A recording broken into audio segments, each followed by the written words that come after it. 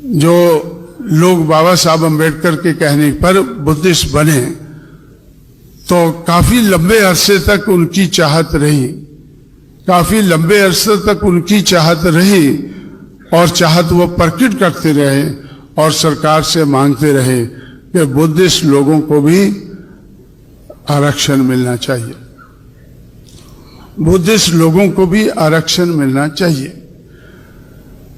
और मैं समझता हूं कि मेरे हिसाब से यह हमारी डिमांड सही नहीं थी, मेरे हिसाब से ये डिमांड सही नहीं थी। लेकिन फिर भी मैं जो रियलिटी को देखता हूं, पूना में जब मैंने वामसेफ नाम के संगठन को बनाना शुरू किया, एक मिस्टर खापड़े जो नागपुर के रहने वाले थे, वो मेरे साथी थे, तो उनके लड़के को स्कूल में दाखिल कराने के लिए वो खापड़े ले गया, और हमारे साथ जो बुद्धिस्ट सोसाइटी का प्रेसिडेंट था पूना का, वो भी हमारे साथ था। जब खापड़े ने उधर लिखाया कि भाई वो क्या कौन है कैसे है, तो उन्होंने कहा कि बुद्धिस्ट है। तो बुद्धिस्ट सोसाइटी ऑफ इंडिया का प्रेसिडेंट वो कहने लगा कि खापड़े तुम पागल हो गए हो, अपने लड़के की जिंदगी क्यों खराब कर रहे हो, अपने लड़के की जिंदगी क्यों खराब कर रहे हो। मैं बुद्धिस्ट सोसाइटी ऑफ इंडिया का पूना का मैं प्रेसिडेंट हूं, मेरा लड़का स्कूल में माहर है, मैंने उसको माहर हिंदू लिखाया है, मेरा लड़का हिंदू हरिजन है, क्योंकि जब वो बड़ा होगा तो उसको आरक्षण चाहिए। अगर रिकॉर्ड में उसका बुद्धिस्ट होगा तो आरक्षण मिलेगा नहीं। तो मैं सुनकर बड़ा दंग रह गया कि जो बुद्धिस्ट सोसाइटी चलाने वाले लोग हैं वो सोचते हैं कि 20 साल के बाद मेरे लड़के को हिंदू हरिजन रहना है, अगर वो हिंदू हरिजन होगा तभी उसको आरक्षण मिलेगा। ये तो बड़ी लंबी तैयारी कर रहे हैं, ये तो बड़ी लंबी तैयारी कर रहे हैं कि मेरा हाथ ऐसे है, मेरे लड़के का भी ऐसा रहना चाहिए। लेकिन मैंने मायावती को मुख्यमंत्री बनाकर जापान, कोरिया,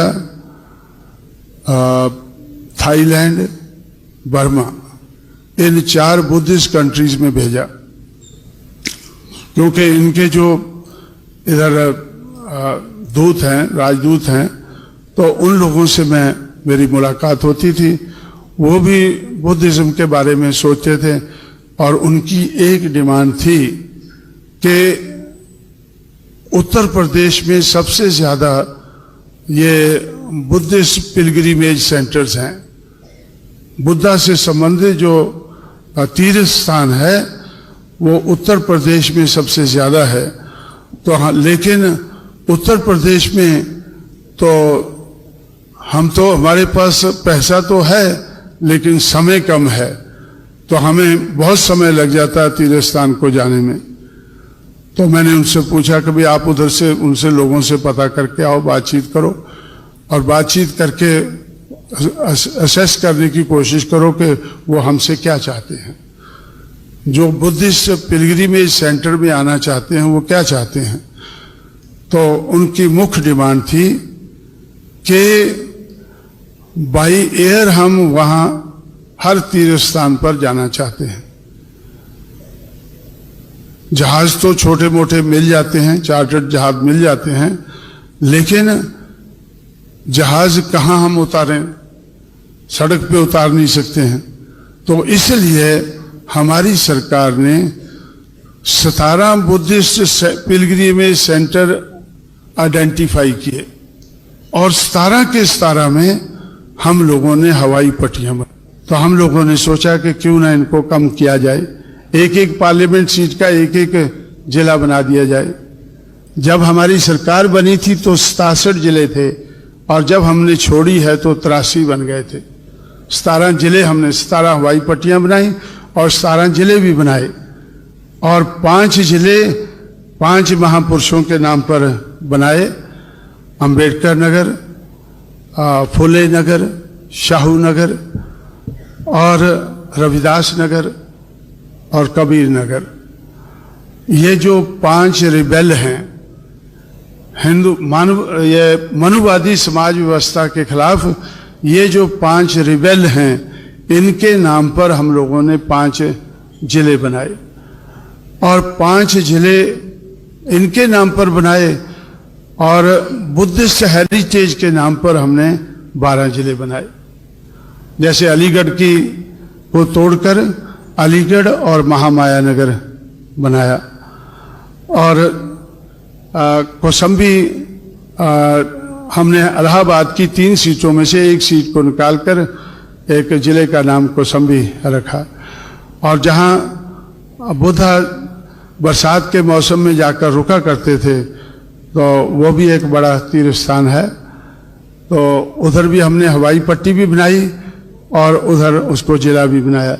इस तरह से हम लोगों ने तो इस बात को समझकर कि बुद्ध धर्म, जब हम मानवतावाद की बात करते हैं तो हमारा ध्यान मानवतावाद की जब तरफ जाता है तो बुद्धा की तरफ भी हमारा ध्यान जाता है। तो इसलिए तो मैंने कई बार सोचा कि बाबा साहब अम्बेडकर को उन्होंने 14 अक्टूबर 1985 को योला की कॉन्फ्रेंस में नासिक डिस्ट्रिक्ट में अनाउंस किया कि मैं हिंदू पैदा तो हो गया हूं लेकिन मरूंगा नहीं। लेकिन हिंदू धर्म छोड़ने के लिए उन्होंने 21 साल लगाए। मैं ये समझता हूं कि 21 साल उन्होंने कोशिश की कि मुझे अकेले को बुद्धिस्ट नहीं बनना है, मेरे अनुयायियों को भी मेरे साथ बुद्धिस्ट बन जाना चाहिए। इसलिए 21 साल का समय उन्होंने लगाया, सिर्फ सोचने के लिए नहीं बल्कि हर प्रकार से तैयारी करने के लिए।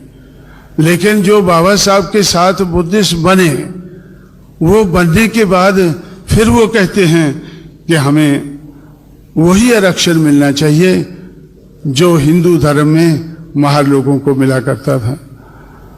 तो हम महार जाति बुद्ध धर्म में भी ले जाना चाहते हैं। इससे मैंने सबक सीखा।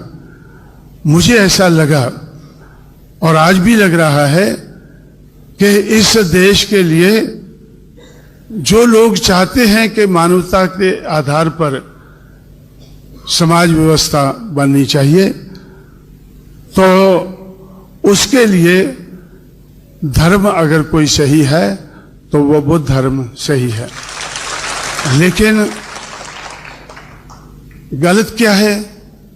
गलत ये है कि बुद्धिस्ट बनने के बाद हमें फिर से हाथ ना फैलाना पड़े, हमें भी कुछ दे दो भाई। हम बुद्धिस्ट तो बन गए हैं, गलती कर गए हैं, लेकिन दे दो कुछ ना कुछ। जब दूसरों को देते हैं तो हमें भी दे दो। तो मेरा लक्ष्य है कि इस देश की जो सबसे ज्यादा पॉपुलेशन है, जिसको हम बहुजन कह सकें, तो 50% से ज्यादा लोगों को बुद्धिस्ट बनना चाहिए। लेकिन बुद्धिस्ट बनने से पहले उनको देने की आदत डालनी चाहिए। उनको बुद्धिस्ट बनने से पहले देने की आदत डालनी चाहिए। लो भाई, हम तो अपना हिस्सा ले गए हैं, हम इस लायक बन गए हैं कि हम अपना हिस्सा ले गए हैं और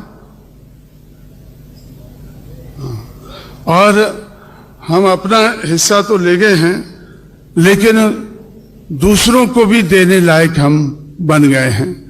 अब देने लायक कौन होता है?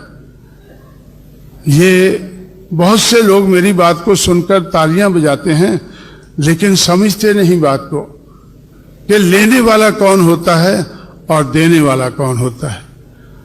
लेने वाली प्रजा होती है, प्रजा को कोई अंग होता है, और देने वाला हुक्मरान होता है। हम मांगते किससे है? या तो सेंट्रल गवर्नमेंट से मांगते हैं या स्टेट गवर्नमेंट से मांगते हैं। गवर्नमेंट से मांगते हैं जो देने वाला है उसकी गवर्नमेंट होती है, वो देने लायक होता है। इसलिए हमारे लिए ये बड़ा जरूरी है कि हम देश के और देश में से मेजॉरिटी प्रदेशों के हुक्मरान बनना चाहिए। बहुजन समाज को पहले सामाजिक परिवर्तन से पहले सामाजिक परिवर्तन की लड़ाई लड़ते लड़ते तो हमें बहुजन समाज को इस देश का हुक्मरान समाज बनाना है।